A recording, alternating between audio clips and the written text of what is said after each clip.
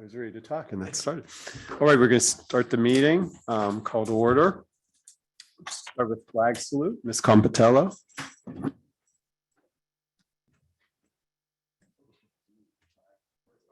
Oh, yeah. To the flag of the United States of America and to the republic for which it stands, one nation, under God, indivisible, with liberty and justice for all. Roll call. Ms. Bolenbacher? Mr. Chandler? Here. Ms. Compatello? Here. Mr. Marks? Here. Mr. Oliverio? Here. Mr. Lavasser Here. and Mr. Radilla. Here. Mayor Perry? Here. Solicitor Corbel? Here. Engineer Minsterman? Here. Okay, we have a quorum. Great. All right, the consent agenda. We have the minutes from last meeting, January 27th, and the bill list, which was uploaded to the OneDrive on February 10th. And I need a motion to approve the February 10th, 2022 consent agenda. Vince? Second, Aaron. All in favor? Aye. Aye. Opposed? Abstentions? Right, motion passes. All right, public comments. At this time, citizens may address the Crafton Borough Council on any issue appearing on today's agenda. Only residents and taxpayers of the Borough of Crafton may be permitted to address the council. Comments on non-agenda items will be taken at the end of tonight's meeting. Speakers will be permitted to speak for a maximum of 3 minutes. Groups of people will be required to designate a spokesperson to represent them before the council, who may speak for a maximum of 5 minutes. Please sign in and state your name and physical address for the record. So we had here in person, we have one resident who's going to speak on an agenda item. Yeah. Charlene Cranky, 800 Clearview Avenue. So it's been at least And 4 months. Which agenda item will you?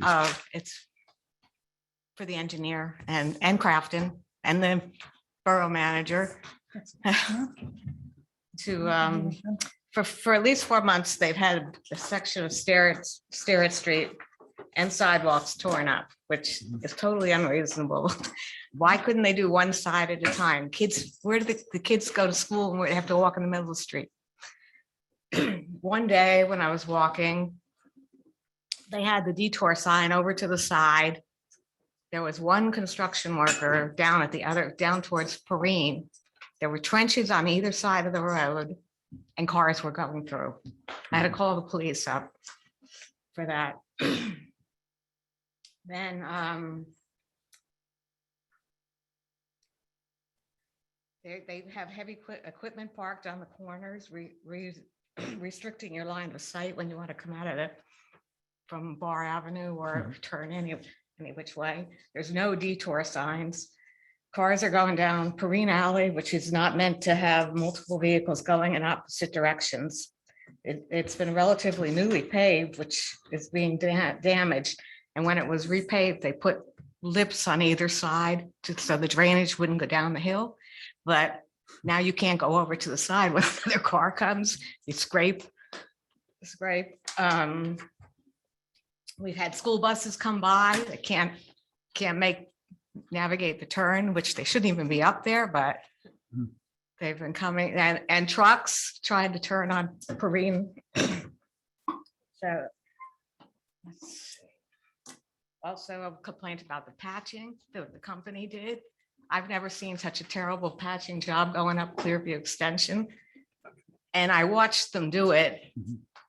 And I've never seen this before. When they patched it, they used a bucket from their truck, a bucket truck just going patting down on it. That's it.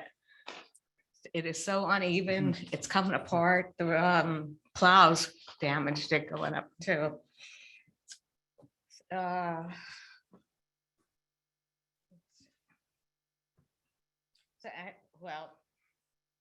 So I think there needs to be coordination between Gateway Engineering, Crafton Borough, and the manager.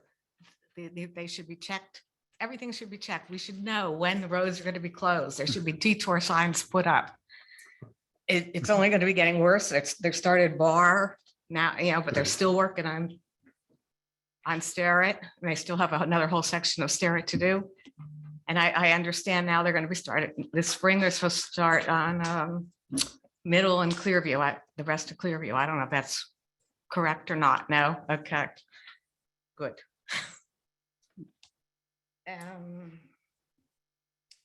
And the other question I had, well, talked to the police and also to the chief about the buses coming up. Mhm. And they say there's not much they can do. I'll But, address that because it has been addressed today. So I'll address that in my report. well, okay, but it also, I wanted to mention, he said, he mentioned that there has to be a limit, in order for them to do something, the signs have to be posted about coming up there. And there used to be signs. That's what I want to know, what happened to the signs. That those Clearview Extension and Sterrett were always posted. I don't know when they disappeared. I think, Posted for a weight limit? yes, Okay. no trucks were allowed. Wait, It was, Charlene, it's been 3 minutes. oh, I'm sorry. okay. Did you have anything additional? Because I want to address. I just want to say that maybe when they changed when Crafton Boulevard was the truck route. I know that's when the signs were all up there. I don't know if they came down during construction after that. Charlene, thank you. Thank you for that. I'd like the engineer to not address now, but during your engineer's report to address Charlene's concerns and for Ms. Perry to also. Okay. We don't have any other sign-in public comments. Do we have any online? For those online, just please raise your hand if you wish to make a comment on any agenda item tonight.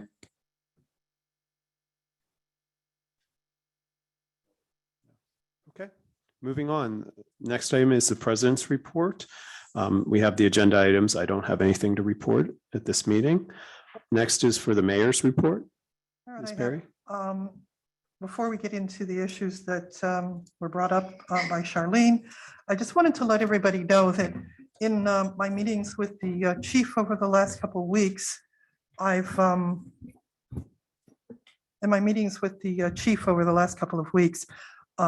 have realized that he has one of his officers that has been over the last couple of years taking the progressive training to be a backup emergency management coordinator, and that is Officer Lapel. And he has recently completed the Pennsylvania Emergency Management Directive for 2017-2 and just this past January. So not only do we have a competent emergency preparedness manager in our chief, we have a backup person who's taking the training as well. Great. So then to address the issue with the various traffic issues around construction, I want Charlene and the rest of the community to know that as the mayor, I'm very, very concerned about those things. The chief and I spoke this morning, the interim manager, and you'll hear from our engineers. We spoke with them at our engineering meeting on Tuesday. But with regard to specifically the bus issue, the chief actually did call Montauk to find out what buses are using that detour. And there are 2 of them, and they are picking up in the city of Pittsburgh. And he has directed that they use a different route and not come up there at all. The officers will be enforcing that. And he did get agreement from Montauk because they didn't, whoever does the planning, they didn't know what, they were not aware that that was going on.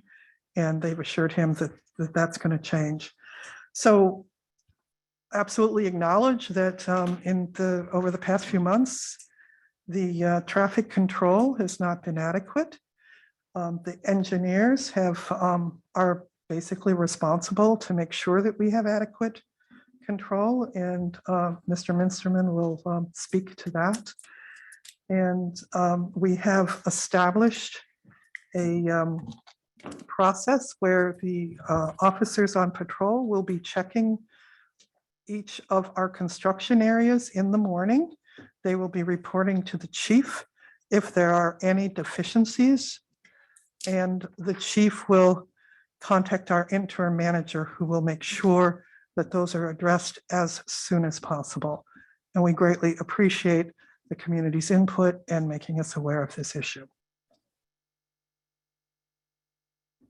And that's it. Okay, thank you. Right, the engineers report, Mr. Minsterman. Yes, thank you. Just reiterating what the mayor had said, that the traffic control, it is a moving target, to say the least, and it is something that is difficult to manage.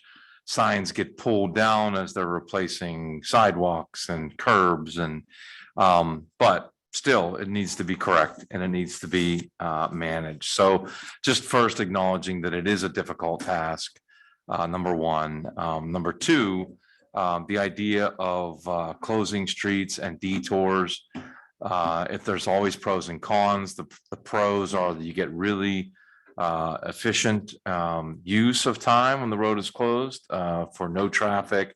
It's a safer condition for the workers as well as the traffic. Not having people work, they're able to work on both sides of the street at one time. So there definitely are some benefits. And the cons are that, you know, it's an inconvenience to the residents, but we just go back to that same, you know, hopefully it's a short inconvenience for a long benefit and a long reward. And back to managing the traffic control. So we've been trying to do it with the inspector, trying to work with the foreman on the job, and it's not being very effective. So we've taken it to another level this week in meeting with the mayor and the interim manager, also with the company, the owner of the company, Independent Enterprise, and just describing the frustration that we're having as an engineer. You know, you can't physically make someone get in their truck and hang a sign, right? You can tell them, and eventually it gets there, but that just wasn't good enough. So that is the plan. There were several meetings this week to move the equipment on the corners that, you know, of the road that make, you know, traffic a little more difficult for the residents, and to get lead-in signs, road closed ahead, and put those at the intersections prior to the closure, so that folks have a chance to make a right or a left without going down, seeing the closure, and having to somehow maneuver and turn around and come back. So those are some of the specifics of the plan, and we've got reinforcement from the owner of the company that they would pay attention and listen when issues were you know, brought up to them by us, by the manager, by the police. And they've committed to that, understand it. And we've got, you know, the first detour plan for a closure on Bar, which runs between Starrett and just prior to Chess. Actually, it's not closed all the way to Willard. So it's just not quite to Chess, but those residents will have access to the alleys in front of or in back of their homes. I guess both in back of their homes for the day. So they still have access to their homes, and or however many days the detour or the road closure is. But so the signage will be there. We'll get the efficiency and the extra safety by closing the roads. We'll also limit the inconvenience and the safety issues related to the public. So that is underway, and everyone seems to be committed to enforcing and carrying through on the requirements of the traffic control. Is there going to be audits to make sure that the contractors are complying? So when our inspector is on site, certainly he'll be able to do that. So in the morning, in the middle of the night, things of that nature, before work starts, we'll be looking to hear what the officers say. And if there is anything overnight, sometimes it's vandalism. The contractor's still responsible for maintaining that. So if we find things are happening outside of the work time, then we'll figure another way to get the contractor to get those taken care of. But that doesn't seem to be the problem. It just seems to be the construction activity and the lack of diligence on the contractor for implementing the suggested changes. So the audits will be during, the start of work, during work, and at the end of work for our inspector. And hopefully now he'll get some attention and some adherence to what those requests are. And do you have a timeline or an update on that project? I believe she also asked that Monday, question. everything gets implemented as far as the closure, the detour routes, things of that nature, and all the new signage, submittals from the contractor now on the detour routes. So those sort of things, we have that now for Monday, and Monday will be when everything gets cleaned up and implemented as planned. I meant the start or the end completion date of the project. Oh, we're still summer. Okay. So as they finish on Bar and Starrett, then they'll start to move down ultimately towards the school, but on Clearview where the wall is, and then down on Crafton Boulevard to the school. So that'll be the restoration. The restoration of the roadways aren't getting started. What we're doing now, or what they're doing now, is the curbs and the sidewalks where they're called out to be replaced. Then that's what I mean by they'll move down to the Crafton Boulevard School, and then ultimately come back to do the road restoration when spring season and the paving plants are open. So that's probably March, April. But once again, we're probably looking at early summer before we see any kind of substantial completion. Okay, Well, Ms. that's a Perry. Can I also add? Oh, go ahead. No,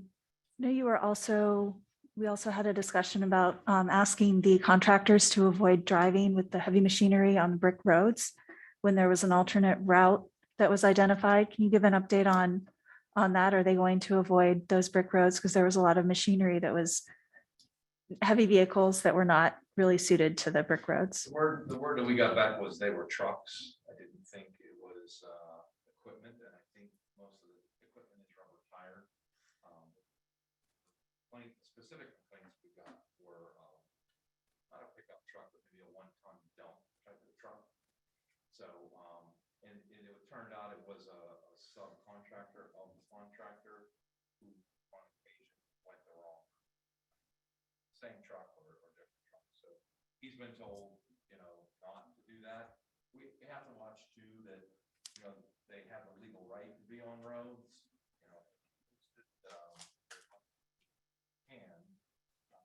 push too hard, and if they say, look, that wasn't part of the contract documents, they pay registration, they pay to use the public road system as well. They're doing it as a courtesy, as a request by Crafton to say, hey, we want to keep the heavy vehicles off.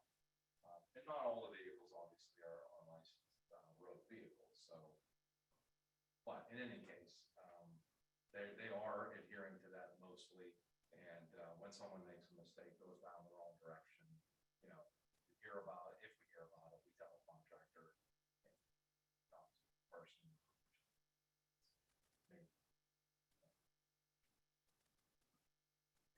Ms. Perry. So there was a mention of the quality of the, or lack thereof, of the patch coming down Clearview Extension. Is there anything that can be done at this season to take a look at it and remediate if we're going to be another few months before that road is repaved? they're responsible for patches and the condition of the patch. They, if they put it in shoddy, it won't last long and they'll replace it. So, Okay, and is that Gateway's responsibility to make sure they do that? Just like the traffic control, we'll ride the streets, we'll see if a patch is rattling and coming out, needs to be repaired. We'll make that'll be part of the inspection, just like backfilling, a pipe that's been installed. So, yeah, all of those items are part of the inspection. So, it's, you can't watch every patch go Right. in. You're watching the key elements, things that they have responsibility for that are not permanent. Right. That we don't need to see because it's up to them to fix them. It's more of a So, performance right. So can we have the inspector take a look at that Yes. and give us some Yeah. feedback? Thank you. I'll remind him. I believe that's already one of his tasks. And it's also depends on where it is, right? If it's in an active work zone with heavy equipment going over it, it's going to get damaged easier. Right. I think we're talking about the Clearview extension. So like where you come up from Crafton Boulevard and come up Clearview Extension, I think it's that stretch that people have been complaining about. Okay. All right, Sounds good. thank you.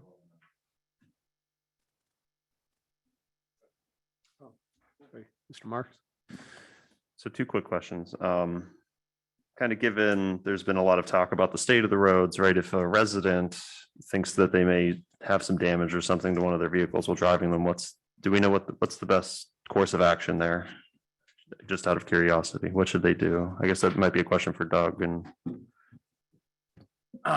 If there is a serious issue or any type of issue, they would notify us. We would notify the contractor, or if it's our road, we take care of whatever repair would be made. If we are unaware that there is an issue, then the borough, per state insurance laws, is not held liable. But if we are made aware of the issue, then we will get it addressed. The issue on this road and others around the borough with this freeze thaw, we have the roads heaving, we've got the constructions, and cold patch is not meant to stay in, it's temporary. And when those plows hit them, it just pops that out. Alberto and I, another Gateway engineer, we're talking about that the contractor needs to get back up and cold patch the areas because the plows knocked out the cold patch, which is expected because it's a temporary patch. So. And then the second question, when the contractors are starting to do some of this work where this heavy equipment might be in certain sections of the road, are we letting residents know via Savvy Citizen or anything ahead of time, or even just like The contractor puts notifications out onto the door, hand delivers. And I just confirmed with this new section of bar that will be happening tomorrow. are we able to also get that put onto Savvy Citizen for folks to check too? Because I mean, it's super helpful for the residents that live there, but some of us maybe are visiting people up on Clearview and would like to know that there's heavy equipment tearing everything up at some point.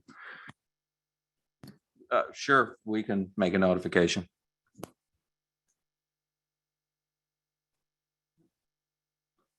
Hold on. I actually have a question. Yeah. Mr. Abbas?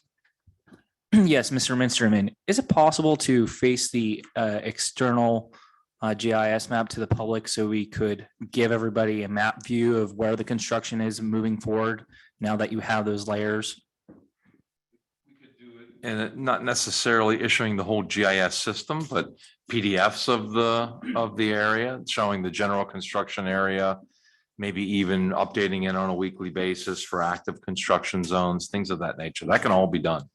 And that information could be passed to the office so they could post that on Savvy Citizen. Thank you.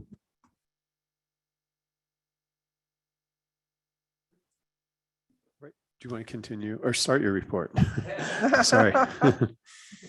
Yes, the other issue, and correct me if this is a executive session or not, I'm sure. Is your mic on? You have to. have- So, yes, The garage is the executive. building. That's executive. Okay, then that's all I have. My report stands as noted, and we will make the concerted effort to clean up traffic control and the patches and get back into a better state. Thank you. Thank you. Next, we have the solicitor's report. Mr. Corbin. Nothing to report this evening. Right. Next is the manager's report, Mr. Sample. Submitted a written report to the OneDrive. I think we've covered the Bar Avenue closure. The only other item I have is, I did talk with Jordan Tax and they have sent the garbage bills to the post office. He said we should be receiving them any day now. So FYI, they are in the mail. And that's all I have for tonight. Great. Thank you.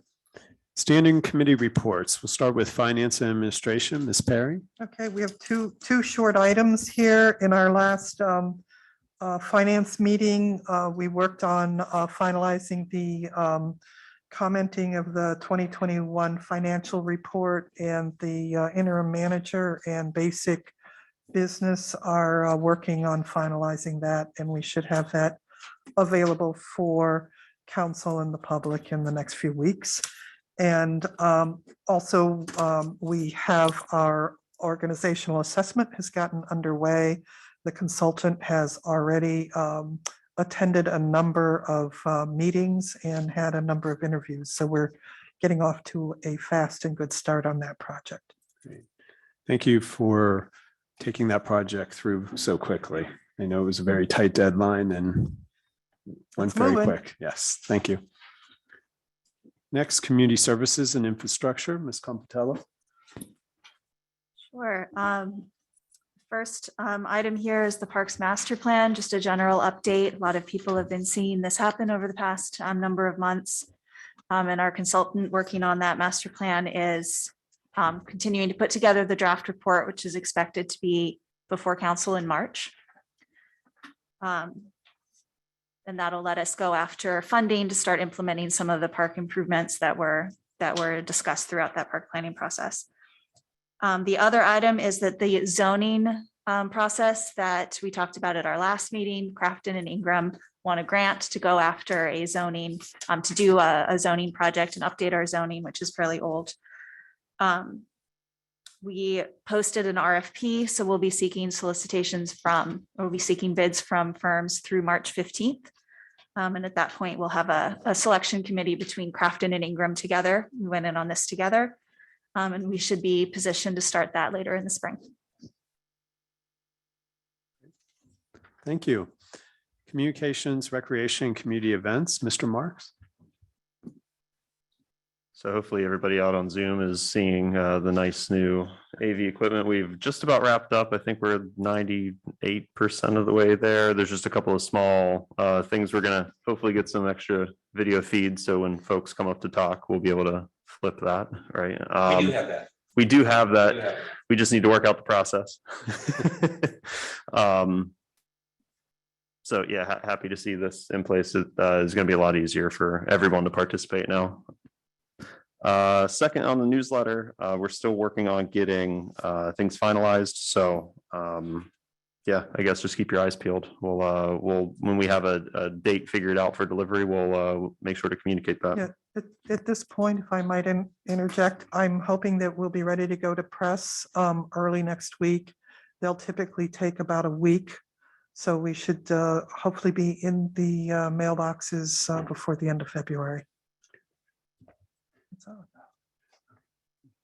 Yep, that's all I got. Great.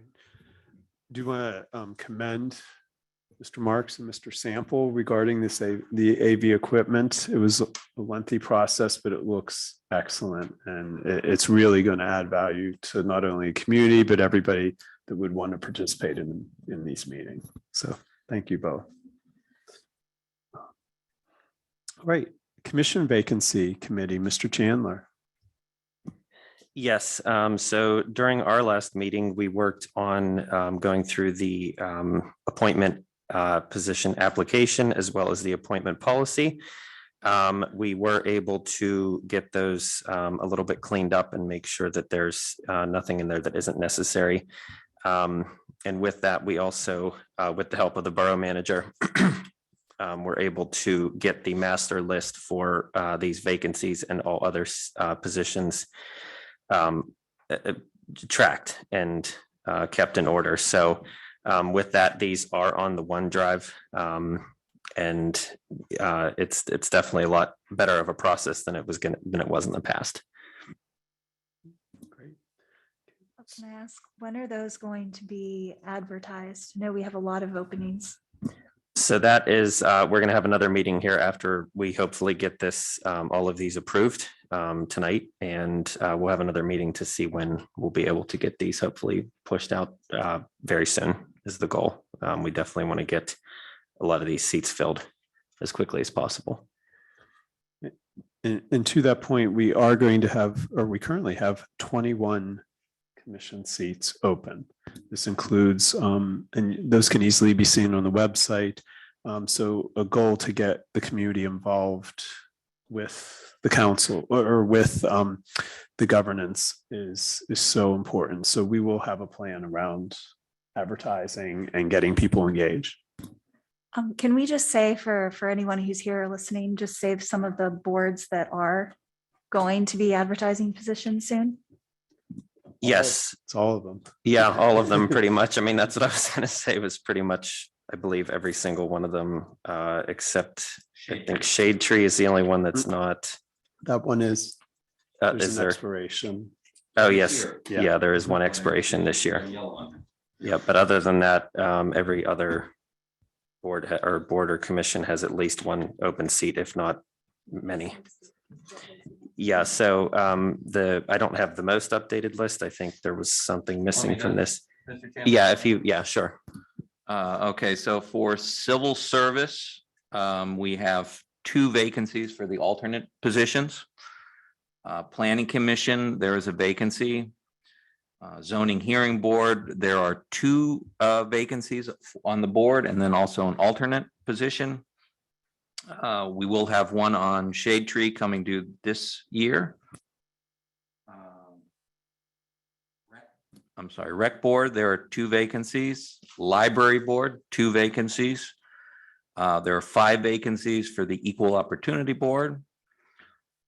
And that covers the current openings.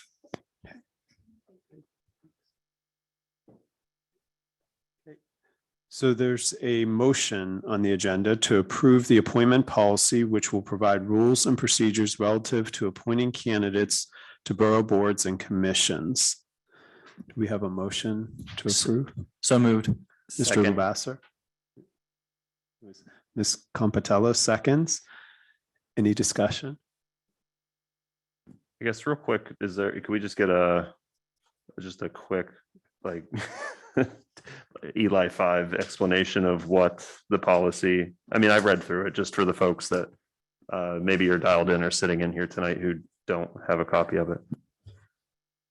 Yeah, I mean, I'll try and sum this up as quickly as possible without reading the whole thing. So basically, there's some procedures, so they'll have to fill out an application. At that time, the applications, once they're submitted, will go through the my commission that I'm on, the vacancy commission. And at that point, we'll, decide whether whether this person's going to be a good fit for the position that they're applying for. I'm just looking through this real quick to try and get some of the highlights. One of the key ones that I might point out is that when we have a vacancy coming up, the office will automatically be notifying the candidate and then advertising on our website and social media platforms that there are openings.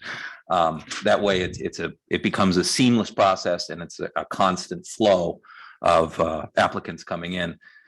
The one thing that we do want to work on is getting all of the terms so that they expire at the end of the year. Right now, they're all over the place, but that's something that Solicitor Corporal and I can work on. But initially, this is to get a process in place just to streamline it. And we're not sitting around. Like, well, what are we going to do with this vacancy? It'll be all in front of you. Yeah, so then basically at that point, once it's been looked over by the commission, we'll go through and make a recommendation to council for consideration. At that point, it'll either be approved or not. To basically sum it up, that's about the quickest way to sum that up. And then people who are appointed will be notified within 1 week of the date of appointment. And, appointments will be made following a majority vote of the council. Can there be, or is there already a note about this upcoming series of applications open in the newsletter? Yes, there could, if someone would submit some information. I'll submit you something on that. Okay, thank you. We wanted to get the appointment policy in place, which would hopefully get approved tonight. And once that does, we move forward. So there is a motion and a second. Any other questions or discussion? All in favor? Aye. Opposed? Abstentions? Right, motion passes. Right, next committee, Council of Governments, COG, Mr. Rodella. Hello, so the next COG meeting is coming up next Thursday, February 17th at 6:30 at Carmides Grill in Neville Township. Besides that, I do not have anything to report. There's an agenda item. Oh. Do you want me to? Yeah, if you want. Thank you. Mr. Rodilla had brought up at our last meeting that the COG provides a service where those municipalities that their franchise fees are expiring can group together and get a group discount to negotiate these with Comcast and Verizon. And basically, the franchise fee is a portion that either Comcast, the cable company, pays to the municipality for allowing them to do work in their right of ways. Now, these fees are based on the number of subscriptions in the borough. We received approximately 100,000 in 2019, 96,000 in 2020. It was 92,000 last year, which is what you'd expect with the cord cutting and everything that's happening. So that's what we negotiate with Comcast for. And then part of this also is that Cohen Law Group will perform an audit on the monies that we did receive. They've done this in over 100 incidents. There are 100 audits have been performed roughly, and about 60% of the time they do find missing revenue. And this is through no fault of the Comcast company. They've got 24 different revenue streams that they have to match. So this is also part of it. So at our next meeting, we'll have a vote to go in with the other COG communities, and it could result in a savings of up to 30% off the legal fees. May I ask a question? As it pertains to Comcast, can we inquire within if there's any plan for Comcast to pursue 5G as Verizon had been? Given that they run a backbone network, I was just curious if they have any consideration of that, and if there's anything that the Shaw West COG is going to do to address those issues surrounding 5G. Mr. Rodella, can you take that to the call? Yep, I'll be more happy to bring it up next Thursday. Sounds great. Any other questions, comments? I had another question on that. I'll Yeah. see if I can make it clear. I was looking through all the proposal from the legal firm, and they reference that we collect these fees, but the fees can only be collected on cable service, even though Comcast delivers cable and broadband. And many people pay for bundled services. I'm not sure if anyone here can answer that question, if you got into that kind of detail, but I wondered, I was looking for some clarification on where the fees come from, and is that the same thing? We collect fees from them to have the equipment, but they only pay for the cable service they provide. They also make money on the broadband service that they provide, but they don't pay us for operating that service. Is that correct? That's my understanding, yes. And I think that's per federal law. We're not missing out. That's just the way the federal law allowed the franchising of cable services, not broadband services. So that's where the money comes from. And as you know, as you'll note in the agenda item, the revenue is careening downward each year. And this is not something that is just in Crafton. This is happening everywhere because people are cutting the cord, using their broadband to stream, et cetera. And so these funds are going to dry up over time. So, in the heyday, this was a lot of money, but as time goes on, it's going to continue to go down. Thank you. It wasn't a complaint, but I did want to just make sure I was understanding correctly. So thank you for the clarification. So is there any pressure that like we can, along with the COG, like put on Comcast or any of these other broadband providers to bring better services to our community? I mean, I know we have a number of broadband providers, and I know the folks that have choices usually exert the choice possibly a different direction. And I'm just curious if we have any leverage at all while we're having these discussions. When I spoke with Mr. Cohen, as we were just discussing this, I mean, that streaming service, because everybody is streaming now, is on their radar. But as Solicitor Corbel had mentioned, there's no legality for them to contribute on streaming services. So there's nothing that we can do to put pressure on them. You can ask as an individual municipality or as a group of municipalities for whatever you might be thinking. Like that's something that, you should talk to Mr. Radilla, and you as a COG, they can talk about, oh, well, let's make sure we can get, there's a lot of perks that have happened in the past where they would throw cable subscriptions in the municipal buildings, but they can't do that anymore. They charge for those. They would sometimes agree to install Wi-Fi or things in parks, but you have to ask for those things anymore. But they're very reluctant to do so. Most recently, I've noticed, not that I'm negotiating these, but in listening to Mr. Cohen, that they're very reluctant to do that because they understand that this business is on the downswing. So, I guess to that point, Mr.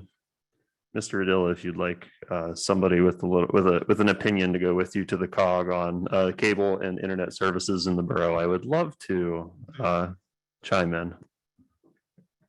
I believe Kirsten's coming, but Yeah, we can have More as the many merrier. people. Yeah, we can have as many people. Yeah. okay. Yeah. And what would be the legal fees associated with that? Because there has to be a fee to Cohen.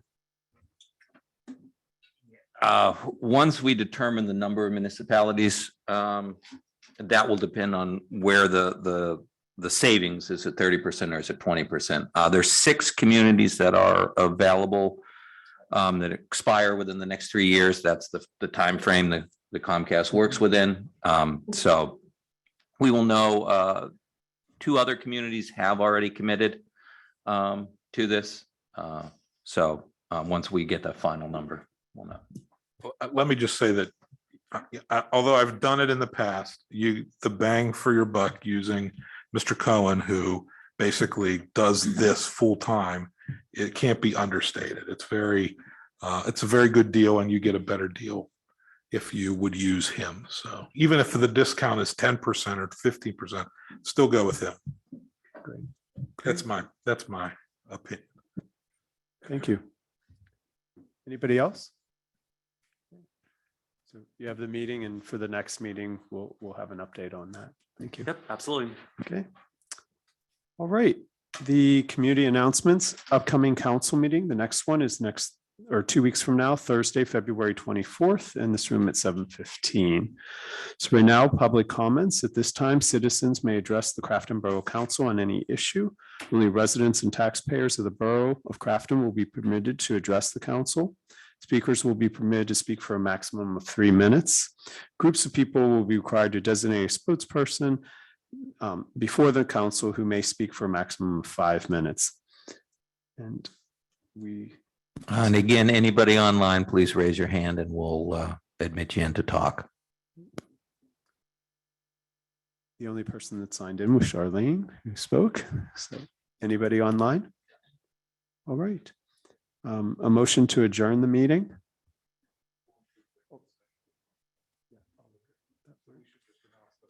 We're going to move into an executive session to discuss potential litigation matters following this meeting. Did you announce the executive session from last meeting? Okay. Yeah. All right. Motion to adjourn the meeting. So moved. Mr. Marks, second. Ms. Compatello, all in favor? Aye. Aye. Okay. Thank you, everyone.